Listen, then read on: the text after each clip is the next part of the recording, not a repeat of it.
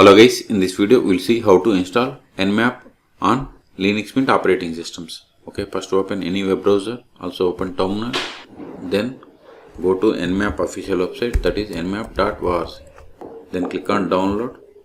See here we don't have Debian package, okay, but we have only RPM. So go to the terminal, first update the packages, sudo apt update.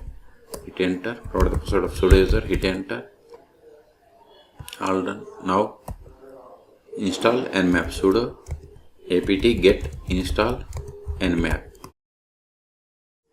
See, it is going to install following additional packages and suggested packages and these new packages Nmap and Nmap common.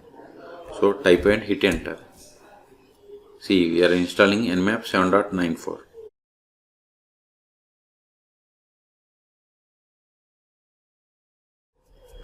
We have successfully installed. Now type nmap -- version. See, we have installed nmap 9.4. okay. If you want to get more information like nmap help, nmap help. See, we have more information. See, these are the few examples. Or you can go to reference guide, then go to these options like target specification, host information, etc. Click on these examples. See, here we have different examples. Okay, you can go through each and you can practice.